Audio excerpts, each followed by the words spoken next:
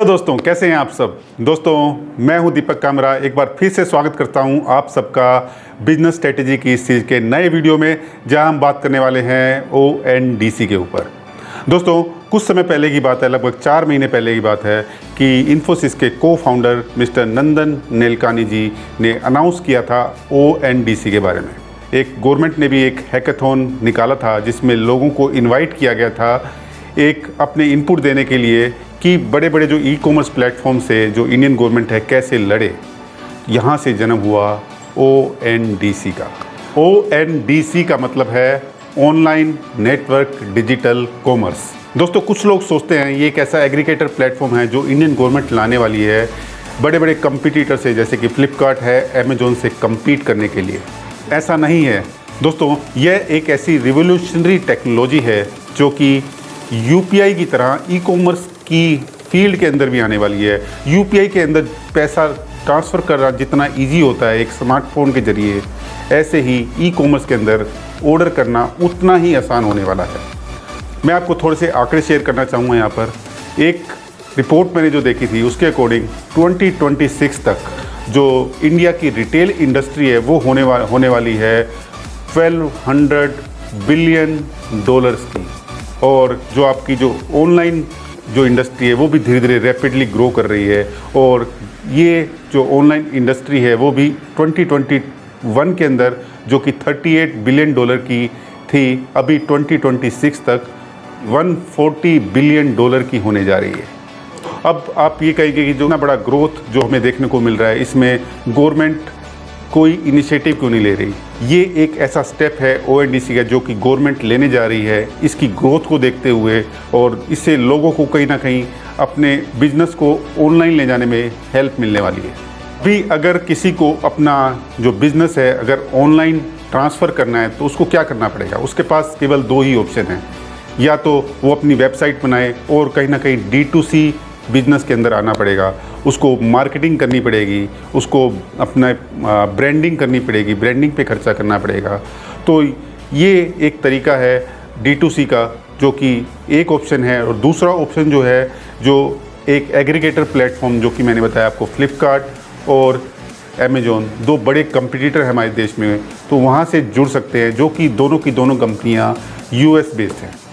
दोस्तों अब इसके अलावा कोई तीसरा ऑप्शन नहीं है। अगर हम बात करें D2C की, D2C इतना कॉस्टली है, हर किसी के पास इतना पैसा नहीं होता कि वो D2C में जाकर इतना इन्वेस्ट करे। जो हमारी मोदी गवर्नमेंट है वो भी डिजिटल इंडिया को कहीं ना कहीं बहुत ज़्यादा प्रमोट कर रही है, और इसके अकॉर्डिंग आजकल जितने भी देश में कार्यक्रम चल रहे हैं जो डिजिटल इंडिया का है, या फिर जनधन योजना है, या फिर जो इनकम टैक्स को फिलिंग को भी डिजिटलाइज करना है, ये सब इनिशिएटिव इंडियन गवर्नमेंट ने लिए हैं डिजिटल इंडिया को प्रमोट करने के लिए। तौर पर देखा जाए तो ONDC एक ऐसी ओपन नेटवर्क है, एक ऐसी टेक्नोलॉजी है जो किसी भी ऐप के साथ कनेक्ट करके आपको ऑनलाइन ले जाने में मदद करती है। बेसिकली इसमें 3 पार्ट्स होते हैं। सबसे पहला है बायर साइड ऐप, मतलब कि बायर साइड की एप्लीकेशन। मतलब जैसे कि मुझे कोई प्रोडक्ट परचेज करना है तो मेरे को सबसे पहले किसी ऐप के साथ उस ONDC प्लेटफॉर्म को कनेक्ट करना पड़ेगा। जैसे कि मैं फॉर एग्जांपल फ़ोनपे पे जाता हूँ।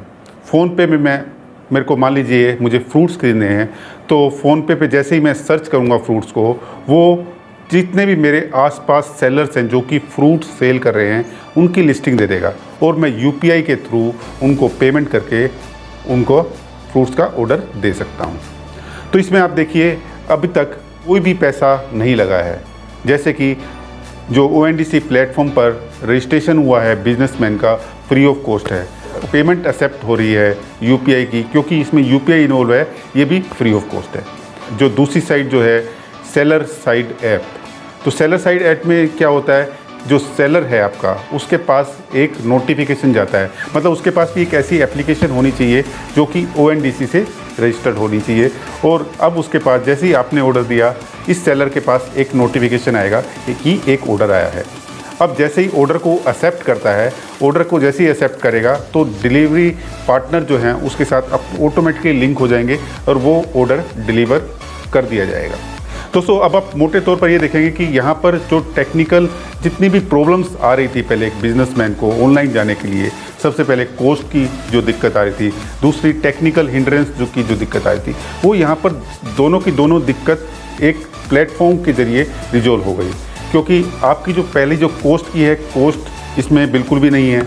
और दूसरी जो टेक्निकल की जितने भी इशू हैं, जैसे कि मैं अपना स्टोर कैसे खोलूँगा, मैं अपने आप को ऑनलाइन कैसे लेके जाऊँगा, ये सारी प्रॉब्लम जो हैं उस प्लेटफॉर्म के द्वारा ऑटोमेटिकली हैंडल की जाएंगी। तो इस तरीके से हम इन ONDC प्लेटफॉर्म पर ये जो बिजनेसमैन को ऑनलाइन ले जाना कितना आसान हो गया है। दोस्तों इसमें एक चीज़ और बताना चाहता हूँ मैं आपको, ये ONDC आएगा तो इसके अंदर एक यूनिफाइड रिव्यू सिस्टम भी होगा। यूनिफाइड रिव्यू सिस्टम का मैं आपको बताना चाहता हूँ कि जैसे कि अभी क्या होता है कि आप किसी भी फ्लिपकार्ट पे या किसी भी अमेजोन ऐप पर जाते हैं तो आप उसको रिव्यू देते हैं, जैसे कि आप प्रोडक्ट के बारे में रिव्यू देते हैं, तो वो जो रिव्यू है उस पर्टिकुलर ऐप के लिए फिक्स हो जाता है कि अमेजोन पे इस प्रोडक्ट पे ये रिव्यू है। पर ये जो जब आप ONDC यूज करेंगे तो ये जो रिव्यू है पूरा यूनिफाइड होगा, मतलब कि पूरा थ्रू आउट द इंडिया आपको ये काम करेगा। मतलब कि जैसे किसी कस्टमर ने उस प्रोडक्ट का 1 रिव्यू दिया है, 1 स्टार दिया है, तो ऑल ओवर इंडिया कहीं भी चले जाओ, किसी भी ऐप के थ्रू चलोगे, उसका जो रेटिंग होगी वो आपको 1 ही दिखेगी। और ये आने वाले टाइम में ये जो रिव्यू प्रोसेस होगा ये लागू होगा आपके कस्टमर्स के ऊपर भी। इससे क्या फ़ायदा हुआ, जब क्या देखा जाता है ऑनलाइन के अंदर कि ज़्यादातर जो कस्टमर्स हैं वो आपके जो प्रोडक्ट है उसको बैक कर देते हैं, मतलब ख़रीदते नहीं हैं, लौटा देते हैं। अब इस केस में सेलर है उस कस्टमर को रिव्यू दे पाएगा कि ये ऐसा कस्टमर है जो बार बार आपके प्रोडक्ट को ख़रीदता नहीं है, लौटा देता है। तो उसका जो कस्टमर का जो फीडबैक होगा वो नेगेटिव में होगा। अब आपका ये एक जगह से नहीं होगा, सब जगह से वो कस्टमर जहाँ भी कनेक्ट है सब पे उसका जो फीडबैक होगा वो नेगेटिव ही होगा। इससे सेलर एज ए सेलर मैं डिसाइड कर सकता हूँ कि ये जो कस्टमर है ये मेरा काम का नहीं है, ये प्रोडक्ट को बार बार रिटर्न कर देता है, इसलिए मैं इसका ऑर्डर को नहीं लूँगा। मैं डिलीवरी जो पार्टनर है इसको भी रिव्यू दिया जा सकेगा। जैसे एज ए बिजनेसमैन जो पार्टनर मेरे साथ एसोसिएट है, अगर वो कुछ गड़बड़ करता है, अपने जो डिलीवरी है उसमें कुछ टूट फूट हो जाती है कुछ, तो उसको मैं नेगेटिव मार्किंग कर सकता हूँ, जिससे मतलब ये ओवरऑल जो सिस्टम है ये चीज़ों की क्वालिटी को, डिलीवरी को बेहतर बनाने के लिए है। आने वाले टाइम में 10 लाख बिजनेस को रजिस्टर करना, और वो भी 9.5 करोड़ आपके बायर्स के साथ, इसमें साथ ही 35,000 जो पिन कोड लोकेशन को अटैच करना, ये 2027 तक का टारगेट है। अभी मैं आपको बता दूं कि ये जो ONDC है ये इसका पायलट फेज अभी चल रहा है 5 सिटी के अंदर, जब तक की मेरी नॉलेज के अकॉर्डिंग। सबसे पहला दिल्ली NCR, कोयम्बटूर, शिलोंग, बेंगलुरु, और एक और सिटी है इंदौर। यस, तो इसके अंदर इनका जो टारगेट है 150 रिटेलर्स को इस पायलट फेज के साथ अटैच करना भी है। दोस्तों ये थी पूरे ONDC के बारे में इन्फॉर्मेशन। आपको कैसा लगा ये ONDC का जो टॉपिक है आप बता सकते हैं, हमें लाइक कर सकते हैं, इस वीडियो को कमेंट कर सकते हैं, और चैनल को सब्सक्राइब भी कर सकते हैं, क्योंकि ऐसे ही इन्फॉर्मेटिव वीडियो मैं आपके लिए लाता रहता हूँ। Thank you very much. मिलते हैं एक नए टॉपिक के साथ। Thank you.